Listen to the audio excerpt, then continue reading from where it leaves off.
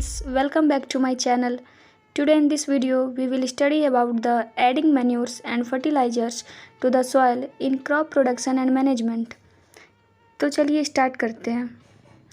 सबसे पहले जैसे ही हम लोग इस टॉपिक को देखते हैं एडिंग मैन्योर्स एंड फर्टिलाइजर्स, हमारे माइंड में एक ही क्वेश्चन क्लिक करता है कि हम सॉइल में मैन्योर और फर्टिलाइजर्स ऐड क्यों करते हैं।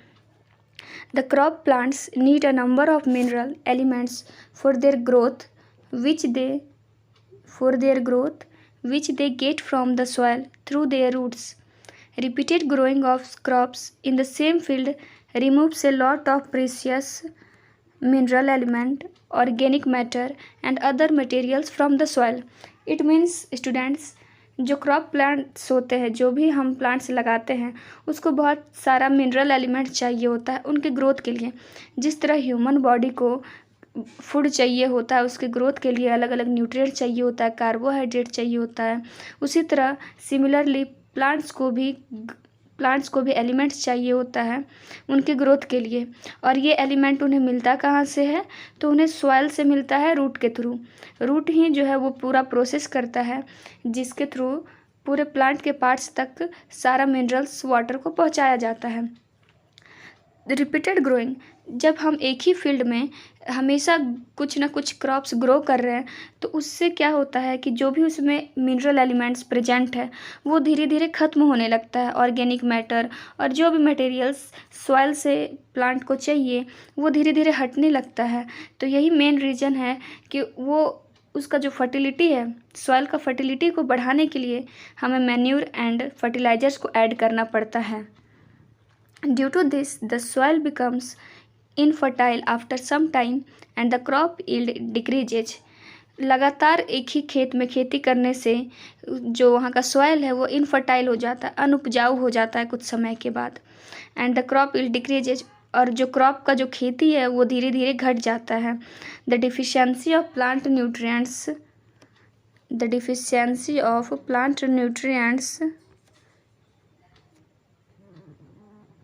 and organic matter in the soil is made up by adding manures and fertilizers to the soil.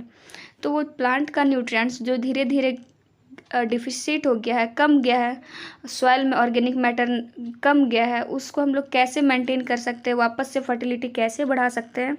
तो इसका आंसर है फ्रेंड्स उसमें मैन्योर्स और फर्टिलाइजर्स ऐड करके। That's why we need to add manure and fertilizers to the soil. तो आपका ये answer तो क्लियर हो गया होगा। अब आपका आंसर क्लियर होगा कि हम ऐड क्यों करते हैं मैन्योर और फर्टिलाइजर सॉइल में। अब पढ़ते हैं कि मैन्योर क्या होता है। What is manure? Manure is a natural fertilizer. Manure जो है एक नेचुरल फर्टिलाइज़र है। इट मीन्स कि ये केमिकल नहीं है, ये किसी केमिकल से नहीं बनाया गया है, ये नेचुरली तैयार किया जाता है। A manure is a natural substance obtained by the decomposition of animal wastage like cow dung, human wastage and plant residues. ये जो मैन्योर है वो एक नेचुरल सब्सटेंस है जो कि कैसे प्रिपेयर किया जाता है? एनिमल वेस्ट के थ्रू। अब एनिमल वेस्ट में क्या आ जाएगा? काउ डंग, जिसे हम लोग गोबर बोलते हैं, ह्यूमन वेस्ट और प्लांट रेसिड्यूज। जब प्लांट्स का पत्ता गिर जाता है नीचे, धीरे धीरे वो सड़ जाता है तो उसी को प्लांट रेसिड्यूज बोलते हैं। तो यही सारी चीज़ों से मैन्योर को तैयार किया जाता है। और ये मैन्योर जो है सॉइल को एसेंशियल एलिमेंट्स जो उस क्रॉप्स को ग्रो करने के लिए चाहिए होता है वो प्रोवाइड करता है और सॉइल को फर्टाइल बनाता है, उपजाऊ बनाता है। अब क्वेश्चन ये आता है कि फार्मर्स मैन्योर्स बनाते कैसे होंगे? तो फार्मर्स मैन्योर काउ डंग से, एनिमल वेस्ट से बनाते हैं, ये तो हम समझ गए, बट कैसे तैयार करते होंगे? Farmers dump animal wastage and plants in pits मतलब आप सभी जानते होंगे, गड्ढा बोलते हैं जिसको। तो क्या करते हैं फार्मर्स? एनिमल वेस्ट और जो भी प्लांट का वेस्ट होता है उसे एक जगह गड्ढा खोदकर वहाँ पर डाल देते हैं किसी खुले हुए जगह पर।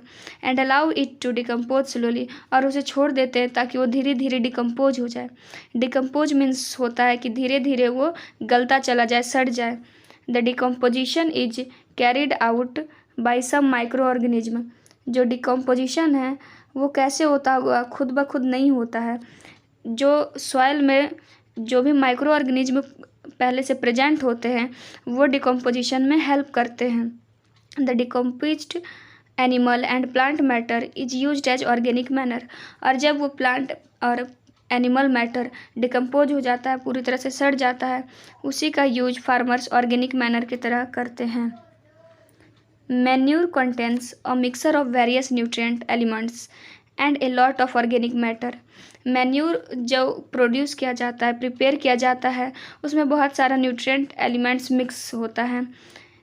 उसमें का जो मेन होता है वो फॉस्फेरस, पोटेशियम ये और प्रेजेंट होता है। It provides a lot of organic matter like humus to the soil. Soil को ह्यूमस प्रोवाइड करता है। ह्यूमस किसे बोलते हैं? तो ह्यूमस जो भी हम लोगों ने पढ़ा कि एनिमल वेस्ट और प्लांट वेस्ट जो होता है धीरे धीरे डिकम्पोज हो जाता है, उसी को ह्यूमस बोलते हैं। डिकम्पोज होने के बाद जो कंपाउंड तैयार होता है उसी को ह्यूमस बोलते हैं। मैन्यूर क्या प्रोवाइड करता है सॉइल को, चलिए देखते हैं। It improves the soil texture for better retention of water and aeration. ये जो है सॉइल टेक्सचर को इम्प्रूव करता है। इट मीन्स सॉइल का जो भी नेचर है अगर वो इनफर्टाइल हो गया है तो उसको फर्टाइल बनाने में धीरे धीरे हेल्प करता है ताकि वाटर और एयर का प्रॉपर सप्लाई हो पाए। एरेशन का मतलब होता है एयर का सप्लाई। ओके, तो आपके एग्ज़ाम के लिए बहुत इंपॉर्टेंट हो जाएगा कि मैन्यूर ऐड करते क्यों हैं, क्यों ये बेनिफिशियल है, तो आप इसे नोट डाउन करते चलिएगा मेरे साथ। But it is not much helpful when a particular nutrient is required in the soil for a particular crop. But क्योंकि मैन्यूर ऐसे ही तैयार किया गया फार्मर्स के द्वारा तो वो उतना ज़्यादा बेनिफिशियल नहीं होगा और हेल्पफुल नहीं होगा। अगर किसी प्लांट को ग्रो करने के लिए कुछ पार्टिकुलर न्यूट्रिएंट की रिक्वायरमेंट है तो वो रिक्वायरमेंट मैन्यूर के द्वारा फुलफ़िल नहीं होती है। तो वो रिक्वायरमेंट अब किसके द्वारा फुलफ़िल होगी? तो वो रिक्वायरमेंट हमारी केमिकल फर्टिलाइजर्स के द्वारा फुलफ़िल होती है। Manures are not able to supply the required quantities of the essential plant nutrients like nitrogen, phosphorus और पोटेशियम। ये 3 पॉइंट आप लोग अच्छे से ध्यान रखिएगा, नाइट्रोजन, फॉस्फोरस और पोटेशियम। यही तीनों न्यूट्रिएंट्स हैं जो कि प्लांट को चाहिए होता है और मैन्यूर में नहीं मिलता है, केमिकल फर्टिलाइजर्स में ही मिलता है। तो मैन्यूर जब रिक्वायर्ड क्वांटिटीज़ नहीं दे पाता है तब केमिकल फर्टिलाइजर्स का यूज किया जाता है। मैन्यूर में भी होता है बट कम क्वांटिटी में होता है। एक chemical fertilizer is a salt or an organic compound. Chemical fertilizer होता क्या है? तो एक टाइप का सॉल्ट है या आप इसे ऑर्गेनिक कंपाउंड कह सकते हैं। मीन्स केमिकलों के द्वारा फैक्ट्रीज में तैयार किया जाता है। इसको किस पर्पस के लिए तैयार किया जाता है? ताकि ये सॉइल में नाइट्रोजन, पोटेशियम और फॉस्फोरस प्रोवाइड कर सके और उसे ज़्यादा फर्टाइल बना सके। Okay, the chemical fertilizers are nutrient specific. Chemical fertilizers का क्या क्या फ़ायदा है? तो केमिकल फर्टिलाइजर्स जो होता है उसमें काफ़ी न्यूट्रिएंट होती है जिससे कि प्लांट की रिक्वायरमेंट पूरी हो जाती है। They have plant nutrients in a concentrated form. उनके पास जो केमिकल फर्टिलाइजर्स में जो न्यूट्रिएंट्स तैयार होता है वो एक कंसनट्रेटेड फॉर्म में होता है, बिल्कुल सही क्वांटिटी में रहता है। So they provide quick replenishment of plant nutrients in the soil and restore its fertility. इसलिए ये प्लांट के न्यूट्रिएंट्स को बहुत जल्दी रिप्लेनिश कर देता है, बहुत जल्दी इम्प्रूव कर देता है और उसके फर्टिलिटी को रिस्टोर करने में, दोबारा वापस लाने में हेल्प करता है। It can be applied before sowing, during irrigation or spread on standing crops. Chemical fertilizers का यूज हम 2 टाइम पे कर सकते हैं, या तो जब हम सोइंग कर रहे हैं, बीज लगा रहे हैं तो उसी वक्त जब इरिगेशन किए थे उस टाइम पे कर सकते हैं, या फिर जब स्टैंडिंग क्रॉप्स मीन्स होता है जब क्रॉप्स थोड़ा बड़ा हो जाता है और जब खेतों में जो सीड्स है वो थोड़ा बड़ा होकर क्रॉप्स के रूप में आ जाता है, तब हम वहाँ पे स्प्रे के थ्रू भी केमिकल फर्टिलाइजर्स को डाल सकते हैं। It has helped the farmers to get better yield of crops such as paddy, maize, etc. ये फार्मर्स को हेल्प करता है कि क्रॉप्स का बहुत ही अच्छा प्रोडक्शन हो, जैसे पैडी। चावल की ज़रूरत हर जगह है, अगर चावल का खेती अच्छा नहीं होगा तो हमारे कंट्री में खाने के लिए भी दूसरे कंट्री से एक्सपोर्ट करना पड़ेगा। तो इसलिए चावल का खेती बहुत नेसेसरी है। तो उससे ज़्यादा क्वांटिटी में प्रोड्यूस करने के लिए हमें केमिकल फर्टिलाइजर्स का यूज करना पड़ता है। बट जैसा कि इसका इतना सारा फ़ायदा है तो कुछ नुकसान भी है। चलिए उस नुकसान को देखते हैं। What are the disadvantages of fertilizers. पहला एडवांटेजेज है कि जो एक्सेस यूज नहीं करना चाहिए फर्टिलाइजर्स का, क्योंकि एक्सेस यूज किसी चीज़ का भी ज़्यादा हार्मफुल ही होता है। अगर हमारे बॉडी को 50% न्यूट्रिएंट चाहिए तो हम उतना ही लेंगे, अगर उसे 100% करते हैं तो हमें नुकसान होता है। उसी तरह प्लांट्स के साथ भी होता है। एक्सेस यूज अगर फर्टिलाइजर्स का कर देते हैं तो वो हार्मफुल हो जाता है। Second point, the excessive use of fertilizers changes the chemical nature of soil and makes the soil less fertile. जो एक्सेसिव यूज हो जाता है, मतलब कोई फार्मर ऐसा भी सोच सकते हैं कि ज़्यादा फर्टिलाइज़र डालेंगे तो ज़्यादा प्रोडक्शन होगा, तो ऐसा नहीं होता है, बल्कि वो सॉइल का केमिकल नेचर ही चेंज कर देता है। सॉइल का जो अपना खुद का नेचर था उसे बदल देता है और उसे कम फर्टाइल बना देता है। जिस पर्पज़ के लिए वो डाला गया है ये बिल्कुल उसका अपोजिट काम कर देता है। थर्ड पॉइंट है, it's excessive use can make the soil highly acidic और बेसिक। अगर ज़्यादा यूज करेंगे तो वो सॉइल को एसिडिक या बेसिक ज़्यादा बना देगा। तो इसीलिए हम ना ज़्यादा एसिडिक चाहिए ना बेसिक, हमें न्यूट्रल चाहिए। इक्वल क्वांटिटी में एसिडिक और बेसिक दोनों होना चाहिए। Fourth disadvantages, it causes water pollution in ponds, lakes and rivers. क्योंकि केमिकल फर्टिलाइज़र सॉइल में मिलाया जाता है तो जब बारिश का मौसम हो या इरिगेशन के टाइम पे जब वो पानी उस खेत से बह के निकलता है तो उसके साथ साथ वो फर्टिलाइज़र भी जाता है कुछ क्वांटिटी में, और वो पानी जो है पॉन्ड्स या लेक्स या रिवर में कहीं ना कहीं जाकर मिलता है, जिससे वाटर पोल्यूशन होता है और हमारे लिए बहुत ही नुकसान होता है। क्योंकि पानी ही जीवन है तो सभी पानी यूज करते हैं, और जब पानी में कुछ केमिकल आएगा तो हमारे लिए, हमारे हेल्थ के लिए बिल्कुल ही हार्मफुल होगा। In order to maintain the soil fertility, we should substitute some of the fertilizers by organic manure.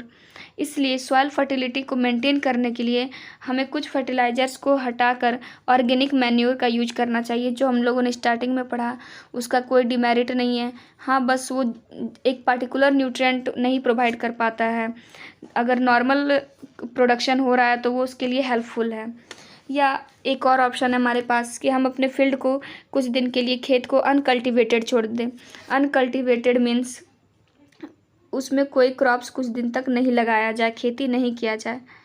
Between two crops, जब भी हम दो क्रॉप्स लगाते हैं, इट मीन्स अगर हम विंटर सीजन में अगर कोई क्रॉप लगाए हैं उसके बाद उसके कुछ दिन के लिए छोड़ दिए, जब उस क्रॉप का कटाई कर लिए, तो ऐसा नहीं उस क्रॉप का कटाई करने के बाद तुरंत हम दूसरा क्रॉप लगा देते हैं। तो इससे क्या होता है, मिट्टी का जो फर्टिलिटी है वो घटते चला जाता है। तो कुछ टाइम के लिए फील्ड को अनकल्टिवेटेड भी छोड़ना चाहिए ताकि उसका जो फर्टिलिटी है वो नेचुरली रिस्टोर्ड हो जाए, वो खुद ब खुद वापस आ जाता है बिना मैन्योर और फर्टिलाइजर्स के।